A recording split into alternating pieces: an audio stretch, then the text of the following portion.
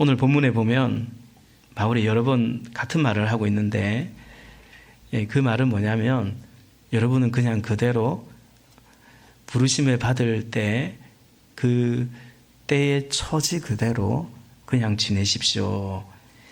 그 말을 계속합니다. 20절에 보니까 20절 각 사람은 부르심을 받은 그때의 처지에 그대로 머물러 있으십시오 라고 말해요. 17절에서도 하나님께서 부르신 처지 그대로 살아가십시오 라고 말해요.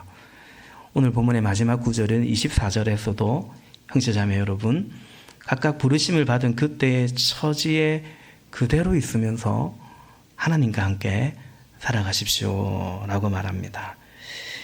우리 지난주에도 바울이 결혼에 관한 얘기를 했는데 어쨌든 바울이 제일 강조한 건 뭡니까? 그냥 그대로. 아직 결혼 안 했습니까? 독신입니까? 막 절제할 수 없다면, 정욕을 참지 못하겠다면, 그래서 죄질 것 같으면 결혼하시고요. 그러지 않고 살만하면, 웬만하면 그냥 그대로 결혼하지 말고 그렇게 지내십시오. 어쨌든 고린도전서 7장에서 바울은 계속 그 말을 하고 있어요. 여러분 좀 생소하지 않습니까? 여러분 예배당 오면 예수 믿으면 그냥 그대로 살라고 합니까? 변화되어 가라고 말하지 않습니까? 자라가라고 말하지 않습니까? 사실은 우리가 예수 믿는 것도 이렇게 예배당에 앉아와 있는 것도 뭔가 내 삶에 우리는 다 원하는 게 뭐냐면 변화를 원하거든요. 감사는 한데 지난주 감사주일 지내기도 했고 그러나 한편으로는 만족하지 않거든요. 그러니까 뭔가 내 삶에 변화가 있으면 좋겠고 우리 가정에 뭔가 바뀌는 게 있으면 좋겠고 또 그러면 사람들이 나를 또 이렇게 알아줄 것 같고 그것이 우리에게 다 있는 것 같은데 바울은 마치 세상을 비관하게 보는 건지요, 영세주의 이런 건지요. 결국 그건 아니죠. 근데 바울은 오늘 계속해서 그냥 부르심을 받은 그 처지 그대로 있으라. 근데 17절 볼까요? 17절 각 사람은 주님께서 나누어 주신 분수 그대로 하나님께서 부르신 처지 그대로 살아가십시오. 이것이 내가 모든 교회에서 명하는 지시입니다. 모든 교회에서 명하는 지시라고 말해요. 우리 고린도전서 7장을 보면 바울이 이건 그냥 제 의견입니다. 이건 그냥 제 생각입니다. 그런 말할 때 있거든요. 6절에 보면은 내가 이것을 말하는 것은 그렇게 해도 좋다는 뜻으로 말하는 것이지 명령으로 말하는 것은 아닙니다. 바울이 정말 진실되고 겸손해서요. 그냥 이건 제 생각입니다. 그런가 하면 10절 말씀해 보니까 결혼한 사람들에게 말합니다. 이것은 나의 말이 아니라 주님의 명령입니다. 아내는 남편과 헤어지지 말아야 합니다. 이렇게 말하죠. 이건 그냥 제 말이 아니고요. 주님의 명령입니다. 라고 말하고 또 마지막 40절에도 보면 내 의견으로는 그 여자는 그대로 혼자 지내는 것이 더 행복할 것 같다. 그렇게 말하죠. 근데 오늘 본문 17절에서는 이것은 내가 모든 교회에서 명하는 지시다. 그냥 내 의견 이 정도가 아니고 하나님의 말씀입니다. 그리고 고린도 교회에만 제한되는 것이 아니고 모든 교회를 향한 말씀이다라는 거죠. 우리를 향한 말씀이에요. 그게 뭐냐? 부르심 받은 그대로 지내십시오라는 것입니다. 구체적으로 18절 말씀해 보니까 할례나 무할례잖아. 예수님 믿을 때 이미 할례 받은 유대인이겠죠. 그렇다면 그대로 무할례자 이방인일 수 있겠죠. 할례를 받지 않았는데 예수 믿었자면 너무 할례 받으려고 용 쓰지 말고 그냥 그대로 지내라 말합니다. 그래서 진짜 중요한 건 뭐냐? 그래서 힘쓸 것은 뭐냐? 19절 말씀 같이 보겠습니다. 19절 시작. 할례를 받은 것이나 안 받은 것이나 그것은 문제가 아니고 하나님의 계명을 지키는 것이 중요합니다. 아멘. 당연하죠. 우리는 이제 그렇게 할례 무할례가 민감한 게 아니지만 이 당시 사람들은 꼭 그렇지도 않았거든요. 근데 그건 그렇다고 치고 21절에서는 이렇게 말해요. 노예일 때 부르심을 받은 사람이 있는데 그 사람들 너무 노예에서 벗어나려고, 다시 말해 자유로운 몸이 되려고 또 너무 그렇게 애쓰지 말라, 이런 말을 해요. 21절, 노예일 때 부르심을 받았습니까? 그런 것에 마음 쓰지 마십시오. 그러나 자유로운 몸이 될 수 있는 기회가 있으면 어떻게 해서든지 그것을 이용하십시오. 아멘. 그러니까 여러분, 노예로 살아요. 노예로 사는 사람들의 소망, 소원이 뭐겠습니까? 자유로운 몸이 되는 거 아니겠습니까? 그러니까 예수님 믿으면, 노예인 여러분, 예수님 믿으면 이제 노예에서 해방될 수 있습니다.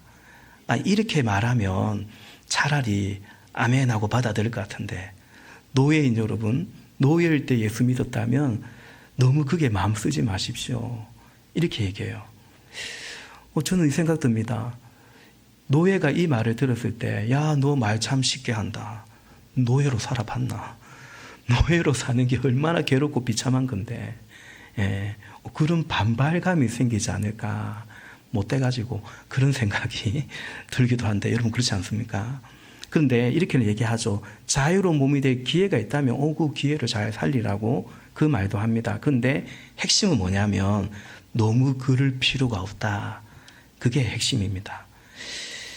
여러분, 우리가 그냥 그대로 지낸다는 거 사실은 쉽지 않습니다. 제가 몇 년 전에, 오래된 것 같아요. 개척하기 전에 어느 이제 청년들을 위한 어떤 그런 세미나 같아요. 거기 갔는데 어떤 분이 강사로 하셨냐면 국민대학교, 특정 대학의 이름을 거론해서 그렇지만 그 서울에 있는 국민대 교수님이셨어요. 이분이 대기업에서 그 사원들을 가르치고, 그리고 국민대에서 강의도 하지만 여전히 학생들 리서치도 하고 학생 지도하고 상담도 하고 이런 일을 하시는 분인데, 이분이 이제 장로님이세요. 근데 이분이 어떤 말씀을 하시냐면, 이 국민대, 혹시 국민대 재학생이나 졸업한 분 없겠죠? 있을지 모르겠습니다. 제가 국민대에 대한 아주 아무 그런 판단을 제가 한 건 아닙니다. 우리나라 대학이 다 이게 또 민감하잖아요. 근데 국민대 학생들은 어떤 기본적인 정체성이 뭐냐면, 자기가 이 학교를 다니는 것에 대한 만족이 잘 없대요. 대체로 이 국민대 학생들이 가진 생각은 뭐냐면, 나는 연고대 갈랬는데 거기 못 가서 지금 이 학교를 다니고 있다. 그러니까 공부를 좀 하는 애들 같아요. 그러니까 원래 목표는 국민대가 아니었던 거예요. 연고대 갈랬는데, 서울대는 또 아닌 것 같아요. 연고대 갈랬는데 못 가서 지금 국민대를 다니고 있다. 그게 그 학교의 학생들의 흐르는 기류고 하나의 분위기였다는 거죠. 그러니까 자신의 지금 자리, 위치, 존재에 대해서 만족하지 않는다라는 거죠. 여러분, 그 국민대 학생들만 그런 게 아닙니다. 제가 목회를 하다 보면 적지 않은 사람들이 자신의 인생을 그렇게 설정해 놓고 살아가는 분들이 적지 않습니다. 난 원래 이렇게 사는 게 아니었는데 다르게 살기를 원했는데, 근데 어쩔 수 없이 이렇게 살아.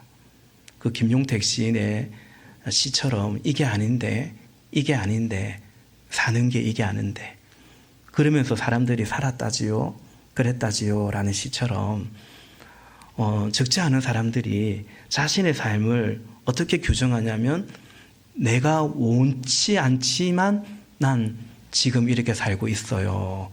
이게 의외로 많은 사람들의 자기의 삶의 현주소가 되어 있습니다. 그래서 사람들은 크든 작든 어쩌든지 뭔가 변화를 추구하는 것 같습니다. 다시 말해 그냥 그대로 지낸다는 것은 끔찍하고 용인하고 싶지 않은 거죠. 그런 점에서 여러분, 오늘 바울이 하는 이 말은 참 우리가 듣기가 어쩌면 수용하기가 힘들고 더 나아가 거북한 말씀이지 않을까 싶습니다. 부르심을 받을 그때에 심지어 노예에게도 그냥 그대로 지내십시오 결혼하지 않은 분들 그냥 그대로 지내십시오 라는 거죠.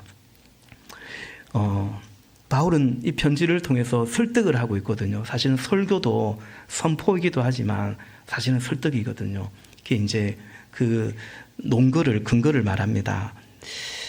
이런 거예요. 노예인 여러분, 이제 그리스도인이 됐지 않습니까? 그럼 당신은 노예입니까? 그리스도인입니까? 우리 22절 볼까요? 22절 같이 읽어보겠습니다. 시작. 주님 안에서 노예로서 부르심을 받은 사람은 주님께 속한 자유인입니다. 그와 같이 자유인으로서 부르심을 받은 사람은 그리스도의 노예입니다. 아멘. 노예인데 예수 믿게 된 거예요. 그리스도인이 된 거예요. 당신 노예입니까? 그리스도인입니까? 우리가 생각하는 정답은 노예인 그리스도인이죠. 당신이 자유로운 몸일 때 그 노예의 주인인 거죠. 그러면 자유자일 때 예수 믿었으면 당신은 자유자입니까? 그리스도인입니까? 바울은 오히려 당신들은 이제 그리스도의 노예다. 오히려 당신들은 이제 그리스도 안에서 자유자다. 이렇게 말하고 있습니다. 가난한데 그리스도인이에요. 묻는 거죠. 당신은 가난한 사람입니까? 그리스도인입니까? 우리가 생각하는 대답은 가난한 그리스도인입니다. 이건데, 근데 바울은 사실은 묻는 거죠. 당신은 가난의 지배를 받습니까? 그리스도의 통치를 받습니까? 그래서 당신은 누구요? 당신은 부자이고 그리스도인이면 당신은 부자라는 것이 당신의 정체성인가요? 아니면 그리스도인이라는 것이 당신의 존재인가요? 바울은 지금 그 말을 하고 있는 것입니다. 우리가 노예냐 자유냐, 이전에는 그걸로 정했다면 이제는 우리는 그리스도의 것이다. 그리스도 안에서 자유인이요 그리스도 안에서 이제 노예다 말하고 있는 것입니다. 뭐 이런 거죠. 어떤 분이 참 정말 성공한 사람이에요. 훌륭하기도 해요. 근데 예수님 믿지 않아요. 비신자예요. 그러면 여러분, 우리는 그분을 어떻게 봅니까? 저분 참 대단한 사람이다. 성공한 사람이다. 다만 그렇게 보지 않고 저분 예수님 필요한데, 저분도 예수님 믿어야 되는데, 저거 다 사라질 것들이고 결국 다 지옥 형벌에 떨어지게 되는데, 이제 우리는 예수님과의 관계 속에서, 그래서 오늘도 핵심은 그거예요. 여러분이 어떤 처지로 살아가든지 그대로 살라고 말하는 게 아니고, 어떤 처지에 있든지 간에 부르심을 받았지 않냐, 예수님 믿게 됐지 않냐, 그러면 예수님 믿은 그 관계 속에 살아가라는 이제 그 말이죠. 우리 자녀 중에 어떤 자녀는 막 평범해요. 막 직장도 그냥 평범하고, 공부도 그냥 막 평범하고, 평범한 게 뭐죠? 하여튼 평범해요. 근데 참 기특하게 예수님 잘 믿어요. 예수님 사랑해요. 그 자녀는 어떤 자녀입니까? 부모가 볼 때 쟤는 그냥 막 시원찮은 자녀입니까? 아니면 참 주님 사랑하는 너무너무 감사한 그런 자녀입니까? 또 그런가 하면 어떤 자녀는 회사도 좋은 데 다니고 돈도 잘 벌고 내 용돈도 많이 갖다 주고 막 그래요. 근데 신앙생활을 하지 않아요. 막 교회 안 온 지 벌써 오래됐어요. 여러분, 부모인 우리의 눈에 그 자녀는 어떤 자녀입니까? 야, 성공한 자녀다. 돈 잘 버는 자녀다. 잘 살고 있는 자녀다. 아니면 늘 눈물로 기도할 수밖에 없는, 하나님, 우리 심지어 저거 좀 실패하더라도 주님 만나게 해주세요. 우리는 자녀를 어떻게 바라보고 있냐라는 것이죠. 그러니까 여러분, 노예나 자유인이나 가난한 자나 부유한 자나 높은 사람이나 그렇지 않은 사람이나 위치, 신분, 소유 등등의 어떤 관계들이 있죠. 우리 삶에 권력과의 관계, 물질과의 관계, 세상 위치와의 관계, 사람들이 나를 어떻게 보느냐에 그런 여러 관계가 있는데, 근데 그런 관계도 있지만 예수님과 하나님과의 관계는 어떠냐? 그래서 나는 이제 어떤 사람이냐? 그래서 나는 누구냐? 오늘 사도는 그것을 근거해서 말하고 있는 것입니다.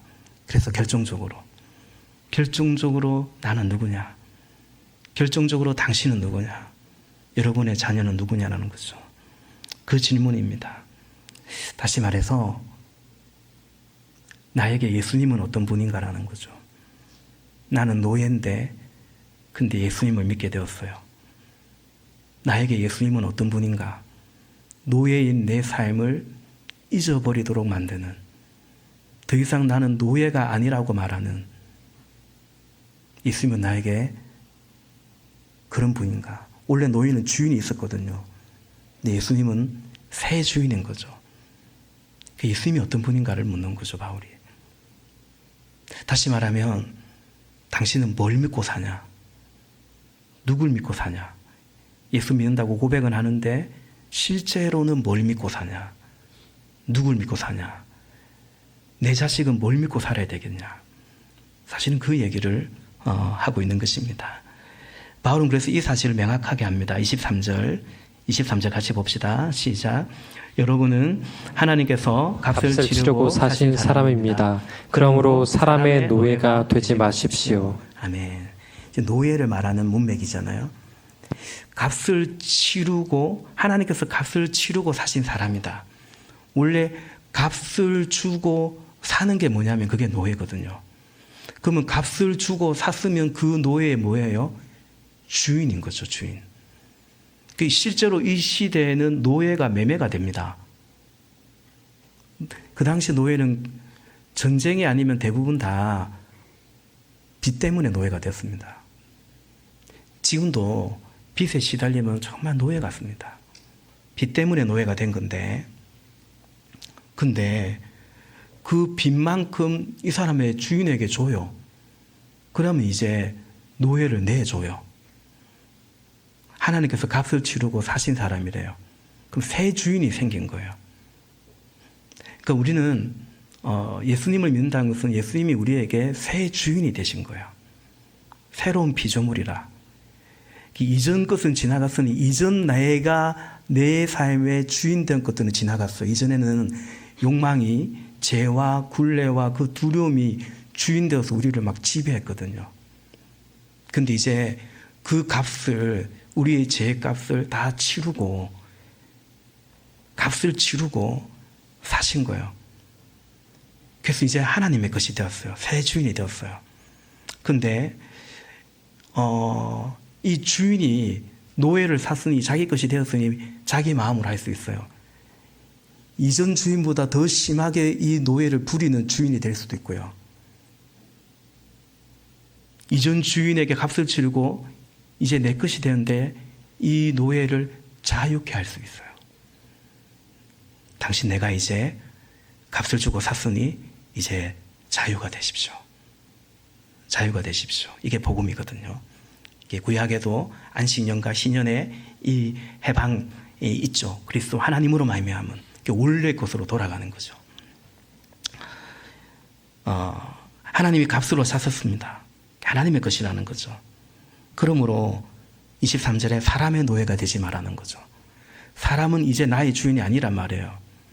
여러분, 노예가 새 주인이 생겼는데 옛 주인의 노예로 살아가면 되겠어요? 새 주인이 생겼는데 새 주인을 따르지 않냐고 옛 주인의 방식을 따르고 원래 살던 대로 그걸 따라 살고 그럼 되겠냐고요. 그거는 그럼 안 되지. 맞다. 이 정도가 아니죠. 그건 불법이죠. 그러니까 자기를 산 새 주인을 따르지 아니하고 다른 걸 살아간다면, 그래서 사람의 노예가 되지 마라. 사람들 보기에 내가 어떤가 그런 거 노예가 되지 마라. 이 세상의 것에 노예가 되지 마라. 왜? 우리는 새 주인이 생겼기 때문에. 그분이 값을 사고 값을 주고 우리를 사셨기 때문이다 라는 거죠. 원래 노예는 노예에서 벗어나는 게 인생의 목표 아니겠습니까? 그게 뜻대로 잘 안 되죠. 그러면서 진짜 더 노예가 되어버리는 거거든요. 그런데 예수님을 믿었다라는 거죠. 그러므로 이제 나는 노예일지라도 노예가 아니라는 거죠. 우리는 그리스도의 것이다. 지금 바울이 그 얘기를 하고 있는 것입니다. 이게 이제 그대로 살아라고 말하는 바울이 논거예요. 설득입니다. 제가 볼 때 오늘 예배하시는 분들은 이 정도 말만 해도 다 설득이 되실 것 같은데, 그죠? 한 2번 정도가 납득이 안 된다고 하는 것 같아가지고 그분들 때문에 설교를 좀 더 하겠습니다. 그래서 납득이 되고 설득이 되기를 원하는데, 여러분 사실 그냥 그대로 지내십시오. 납득이 잘 되겠습니까? 말씀드린 것처럼 우리는 이대로 살고 싶지 않아요. 끊임없이 내 삶에 결핍을 느끼고 상승치향적인 목표를 가지고 살아가거든요. 사람들이 나를 인정 안 해주는 것 같아요. 무시하는 것 같아요. 언제부터 그랬냐면 내 자랄 때부터, 부모님부터 그랬던 것 같아요. 내 동생보다, 내 형보다 왠지 그랬던 것 같고, 그러니까 내가 보니까 뭘 잘 못해서 날 무시하는 것 같아. 그럼 어떤 생각을 하냐면, 그거 내가 잘하면 되지. 내가 그 자리에 올라가면 되지. 나도 그거 가지면 되지. 그러면 나 알아봐 줄 거야. 나도 그런 백 들고 다니면 되지. 이런 생각을 하는 거죠.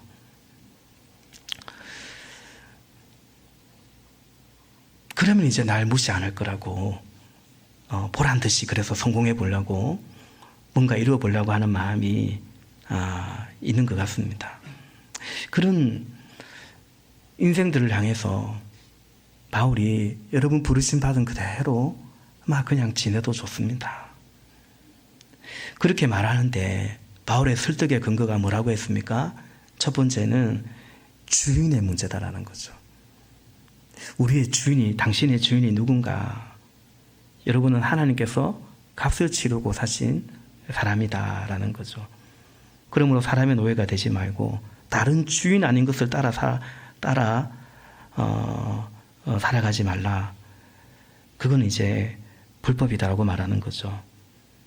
여러분, 이것이 가장 근원적인 말입니다. 나의 주인은 누구인가? 여기에 동의하지 않으면 하나님 말씀을, 오늘 메시지도 그렇고 받아들이기 어렵겠죠. 네, 난 그럴 수 없어. 난 아닐세. 예, 그러겠죠. 나는 내 원하는 삶을 살 테니 좀 도와주이소. 나는 내가 원하는 것 이렇게 좀 이루고 싶으니 그것 좀 잘 좀 도와주이소. 이제 그런 생각 속에 신앙생활을 하는 거죠. 그게 뭐냐면 종교 생활입니다. 종교는 그런 거죠. 내가 원해서 내가 원하는 삶을 살고 싶은 거고, 그거 좀 힘에 붙이니까 버거우니까 그 신을 의지하는 거거든요. 근데 기독교는 예수님 영접할 때, 우리 교회도 예수 영접 기도할 때 영접 기도문 자체가 뭐냐면 그 안에 어떤 고백이 있냐면, 하나님이 원하는 사람으로 나를 인도해 주십시오. 하나님이 원하는 삶을 살도록 나를 인도해 주십시오. 근데 그게 더 좋다라는 거죠. 나는 이걸 내가 원하는데 그거 내 힘으로 이뤄보려고 하는데, 그러면서 좀 버거우니까 종교도 좀 의지해 보려고 하는데 그 정도가 아니라 내 삶의 주인이 생긴 거예요. 그분은 나와 함께 계시고 나를 책임져 주시고 그분은 선한 목자이시고,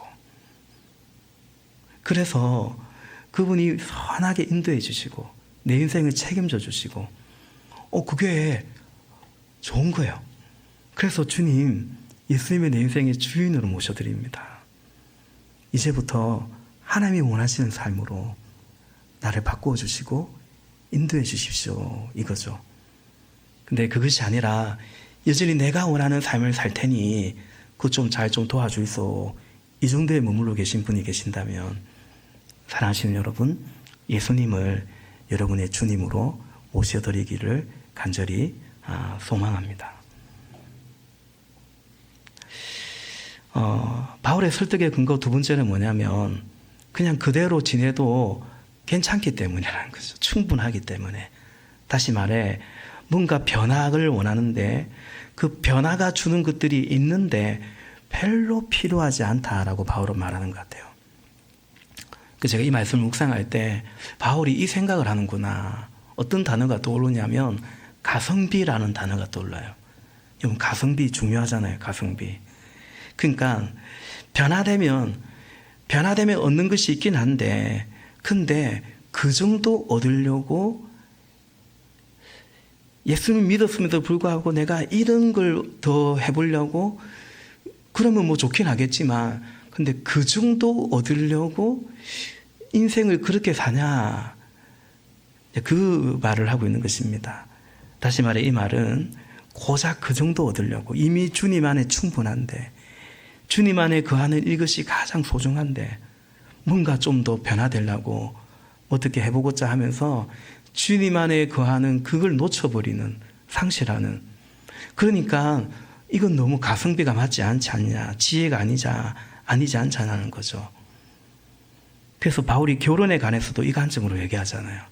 결혼이 좋은 것도 많은데, 근데 이미 꼭 굳이 결혼하지 않아도 주님 안에, 주님 나라 소망 안에 사는 것이 충분하지 않냐, 그 얘기를 했다라는 거죠. 예, 설득이 되어야 될 건데, 세 번째, 바울의 설득의 근거 세 번째는 영원한 것을 얻었기 때문에 그러므로 영원하지 않은 것을 위해 살지 말자, 그 말을 하고 있어요. 우리 7장 지난주에 봤죠. 29절에 보면, 7장 29절에 보면 내가 말하려는 것은 이것입니다. 때가 얼마 남지 않았으니, 주님 오실 때가, 이 세상의 것들이 끝날 때가 얼마 남지 않았다라는 거죠. 31절 말씀에 보면 맨 마지막에 이 세상의 형체는 사라집니다. 그러니까 내가 뭘 해요, 뭘 더 가지고요, 풀 옵션 들어간 자동차를 바꾸기도 하고요, 집을 넓히기도 하고요, 뭐 괜찮은 자리에 올라가기도 하고요, 자격증도 이것저것 더 따기도 하고요, 학위도 더 따기도 하고요. 근데 그거 다 영원하다, 영원하지 않다? 영원하지 않다라는 거죠. 사라질 거라는 거죠. 그러니까 어차피 없어질 것을 가지고 뭐 그렇게 용을 쓰냐라는 거죠. 근데 이 말인즉, 그러다가 영원한 것을 놓칠 수 있다라는 바울은 그 경계심을 가지고 하는 말이죠. 실제로 그러니까요. 믿음에서 떨어져 나가버리니까요. 하나님의 은혜에서 멀어져 가니까요. 영원하지 않은 것을 쫓아가다가 영원한 것을 근처까지 왔는데, 아니 믿었다고 하는데 그냥 멀어져 가버리는, 그리고 하나님의 사랑 안에 거하지 못하고 늘 안절부절 그거 이루려고 쫓아가고 살아가는, 오늘 주시는 평강, 오늘 주시는 하나님의 은혜, 오늘 주시는 감사와 찬송은 없이 아둥바둥 살아가는. 근데 바울은 그 얘기를 하는 것 같아요. 그 잘 사는 거 아니다 그거. 왜 굳이 그렇게 하려고 하냐, 왜 그런 데 마음 쓰냐. 그 심지어 노예에게도, 노예일 때 부름받았습니까? 그게 너무 마음 쓰지 마십시오, 마음 두지 마십시오, 그렇게까지 말하고 있는 거죠. 사랑하는 여러분, 영원한 것이 있고 영원하지 않은 것이 있습니다. 뭐가 더 중요합니까? 뭐가 더 소중합니까? 뭐 말할 필요도 없겠죠. 그렇다면 바울의 이 논리와 설득은 어리석은 말이 결코 아니죠. 주의 말씀인 거죠. 지난주에도 그런 말씀 드렸습니다. 중요해요. 학생에게 공부가 중요하고요, 취업도 중요하고요, 돈 버는 것도 중요하고, 결혼도 중요하고, 애 키우는 것도 중요하고, 뭔가를 이루는 것도 중요하지만 그것 영원한 거 아니에요. 그래서 바울은 그런 거 얻으려 하다가 결국 그게 삶의 목적이 되어버리고, 그게 결과적으로 우상이 되어버리고, 결국 그것의 노예가 되어버리는 거죠. 노예는 노예에서 벗어나는, 그게 노예가 되어버리는 거죠. 뭔가 결핍을 따라서 상승지향적인 삶을 사는데 잘 안 돼요. 일단은 돼도 금방 또 결핍이 있어요. 그런 메커니즘에 빠져버리면 인생 그냥 도둑질 당하는 거거든요. 그래서 하늘에 쌓아둔 상 하나도 없어요. 마치 불 속에서 구원받듯이 뭐 천당은 갈지 모르겠지만 다 놓쳐버리는 것 같은. 고린도 교회가 지금 그러고 있었거든요. 바울이 그러지 말자고 말하고 있는 것입니다. 저도 그 말씀 드립니다. 무엇인가 취하려고 하다가 영적인 흐름을 놓치는 경우가 있습니다. 그만 하나님과 멀어지고 맙니다. 제가 우리 청년들이 우리 교회에 좀 들어 있으니까요. 그 성경에도 없는 말인데 종종 드리죠. 젊었을 때 뭐든지 많이 해보면 좋다 이런 말을 해요. 심지어 학교에서도 그렇게 얘기하는 것 같아요. 학교 다니는 동안 많은 걸 경험해봐라. 아닙니다, 여러분. 성경에 그런 말 없습니다. 범사에 헤아려서 좋은 것을 취하라고 말합니다. 목사니까 하는 말이죠. 제가 청년들에게도 그 말 합니다. 야, 그냥 목사니까 하는 말이다. 목사의 관심은 거기에 있으니까. 그나마 우리 교회와 다시 믿음이 생기고 회복하고 기도의 자유도 오고 목장도 오는데 이제 딱 하려는데 고마 연애해버려요. 이제 딱 하려는데 교환학생 가버려요. 그래서 제가 그럴 때 좀 말릴 때 있습니다. 이 영적인 흐름을 놓치지 마라. 네가 나한테 말했지 않냐. 목사님, 제가 지금까지 하나님과 관계가 요즘이 제일 좋은 것 같아요. 그런 적이 없었다는 거죠. 근데 사단은 그걸 싫어하거든요. 교환학생 가는 게 잘못된 게 아니죠. 연애하는 게 잘못된 게 아니죠.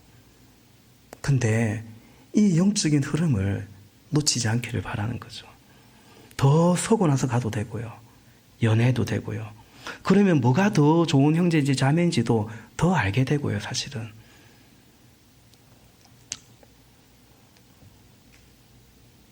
제가 답답할 때 그럴 때가 있습니다. 결국 그 뭐라고 그 길 가고 그 이뤘다고 자랑하고 죄송하지만 참 저 지체가 고마 저것밖에 안 되는구나. 물론 기도하죠. 하나님의 회복을 구하지만 야, 저번에 은혜 받고 말씀을 받는 줄 알았더만 생각이 아예 안 바뀌었구나. 때로는 그 안타까움을 가질 때가 있습니다. 여러분, 제가 볼 땐 그래요. 19절에 이렇게 얘기하잖아요. 할례가 중요하냐, 무할례가 중요하냐. 뭐가 중요하다고 얘기해요? 19절에서 하나님 계명 지키는 게 중요하다는 거죠. 그렇지 않습니까? 좀 더 가지는 게 중요해요. 좀 더 좋은 거 뭐 좀 가지고 뭐 좋은 차 타고 다니는 그게 그리 중요합니까? 그러다가 하나님 계명 못 지키고요. 사명도 이루지 못하고요. 헌금 생활도 옳게 못하고요. 뭐가 중요합니까? 그래서 여러분, 사실 우리가 원색적인 예수님이 내 인생의 주가 되는 거, 그 안에서 우리에게 벌어진 엄청난 원래는 지옥 형벌에 떨어져야 되는데 천국을 얻고 심판이 아닌 부활에 동참하게 되고 하늘의 복과 면류관과 상급을 얻게 되고 우리는 그 구원의 영생에 또 그 소망에 대한 믿음과 감사, 이것이 신자의 삶에 분명히 있어야 되는 거예요. 이것이 식으면 몸부림쳐야 돼요. 오늘 설교의 제목이 그대로 있으십시오, 그대로 있지 마십시오인데 그것이 없다면 그대로 있으면 안 되는 거죠. 여러분, 생명이 있고 생명력이라는 게 또 있습니다. 예수님은 생명만 계신 게 아니고 생명력이 계셨어요. 그래서 당신의 생명으로 우리를 살리죠. 지금도 여러분, 중환자실에 뭐 기계 꽂고 뚜뚜뚜뚜 하는 생명이 있습니다. 그러나 생명력이 있는 의료진은 그 환자를 돌보고 있는 거예요. 그 환자를 살리고 있는 거예요. 그냥 예수 생명만 있는 신자, 나 하나 예수 근거히 믿고 세상 나가서는 교회 다니는 것도 슬쩍 숨겨버리고 오히려 그 정도의 믿음이 아니라 복음을 부끄러워하지 아니하나니 복음은 모든 믿는 자에게 구원을 주시는 하나님의 능력인데 생명력이 있는 이 생명력의 믿음은 어디서 옵니까? 복음 안에서 나오죠. 그러니까 어떻게 바울이 노예인 여러분이 예수 믿었다면 노예 그대로 지내도 안 괜찮습니까? 이제는 더 이상 그리스도 안에서 노예가 아니지 않습니까? 이 엄청난 말이지 않습니까? 근데 받아들일 수 있는 거죠. 맞습니다. 아멘입니다. 나 가난하지만 무명이지만 공허하지 않습니다. 가난하지만 그리스도 안에서 난 부유합니다. 아멘입니다. 이것이 우리에게 주시는 믿음의 축복입니다. 결론 그리고 적용을 말씀드린다면 오늘 이 말씀 그냥 예수님과의 관계 안에서 여러분 믿음으로 살아가도 되겠습니까? 아멘이십니까? 그러면 말씀 그대로 그냥 지내시기 바랍니다. 뭔가 내 삶의 변화에 나를 확인하려고 하지 말고 하나님은 우리의 필요를 당연히 채우시고 인도하시니까 그죠? 포도나무의 가지로서 나무가 문제가 없으면 때가 되면 가지에는 열매가 맺히거든요. 포도나무, 예수나무의 가지가 되어서 우리 삶에 절로 그 예수의 열매를 맺어가는 그냥 그대로 지내기를 사실은 진짜 그렇게 말씀드리고 싶어요. 너무 진급하려고 너무 이직하려고 너무 뭔가 변화를 하려고 하나님이 필요하시면 인도하실 거예요. 근데 거기에 다 마음 쏟아버리고 그래서 진짜 중요한 것을 놓치지 않기를 원하는 거죠. 오늘 말씀을 받아들이기가 어렵다면 나 그냥 그대로 지낼 수 없어. 예수님으로 만족하지 않고 내 만족을 위해서 계속 예수님을 믿는 것 같다면 그렇다면 그냥 그대로 지내지 마십시오. 예수님으로 만족할 수 있도록 변화를 꾀하셔야 됩니다. 믿음 생활에 변화를 꾀하셔야 됩니다. 나를, 가정을, 자녀를 바라보는 생각도 바꿔가야 됩니다. 하나님의 은혜가 필요하겠죠. 두 가지 말씀드린다면 이미 말씀드렸네요. 예수님을 주님으로 영접하셔야 됩니다. 예수 영접 모임에 들어오시기를 바랍니다. 두 번째는 하나님의 사랑을 그런 어떤 조건과 변화, 다른 것에서 찾지 말고 예수님 안에서 찾아야 되고 그런 노력이 필요합니다. 예수님이 얼마나 내 삶에 얼마나 위대한 사랑인가. 오늘 주보에도 우리 그 맥주 감사 제목이 있지 않습니까? 그죠?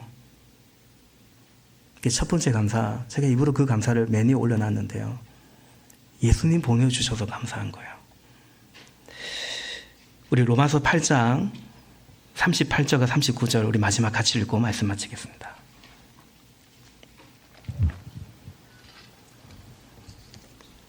우리 같이 읽겠습니다. 시작. 나는 확신합니다. 죽음도 삶도 천사들도 권세자들도 현재일도 장래일도 능력도 높음도 깊음도 그 밖에 어떤 피조물도 우리를 우리 주 예수 그리스도 안에 있는 하나님의 사랑에서 끊을 수 없습니다. 아멘. 아멘. 여기에 많은 동일하게 조건들이 있죠. 죽음도 삶도 비롯해서 여러 조건들이 있는데 예를 들면 여러분 죽을 병에 걸려서 살아났어요. 근데 예수님 사랑에서 떠나요. 반대로 죽지만 예수님 사랑에서 끊어지지 않아요. 어떤 것이 과연 하나님의 사랑 안에 있는 건가라는 거죠. 그 사도행전 12장에 보면 헤롯에 의해서 야고보가 단칼에 한 구절 뿐이에요. 그냥 죽어요. 순교하죠. 베드로는 감옥에 갇힙니다. 그 베드로는 12장에 쭉 있는 것처럼 사도행전 12장에 기적으로 이제 옥에서 나오죠. 그 베드로는 하나님의 사랑 안에 있는 거고 죽은 야고보는 하나님의 사랑에서 끊어진 거냐? 아니죠. 우리 주 예수 그리스도 안에 있는 예수 안에서 죽기도 하고 살기도 하는 거예요. 핵심은 뭐냐? 우리 주 예수 그리스도 안에 있는 하나님의 사랑인 거죠. 근데 우리가 예수 종종 말씀드리지만 예수 그거야 그냥 기본값처럼 생각하고 예수 믿고 누구는 이것도 되고 누구는 이것도 됐고 심지어 누구는 복권도 당첨되고 거기서 하나님의 사랑을 찾으려고 하면 사랑하신 여러분, 우리는 그거 쫓아가다가 정말 예수님을 통해서 주신 하나님의 사랑을 잃어버릴 수 있다, 식어버릴 수 있다라는 거죠. 그러므로 여러분, 우리는 누구인가, 어떤 나무의 가지인가, 무슨 열매를 맺어가고 있는가. 오늘 보면 마지막 24절 같이 읽고 말씀 마칩니다. 24절 시작. 형제자매 여러분, 각각 부르심을 받은 그때의 처지에 그대로 있으면서 하나님과 함께 살아가십시오. 아멘. 하나님과 함께 살아가기 때문에 사실은 그대로, 처지 그대로 사는 건 아니에요. 하나님과 함께 살아가는 그런 변화가 있기를 예수님 이름으로 축복합니다. 기도하겠습니다.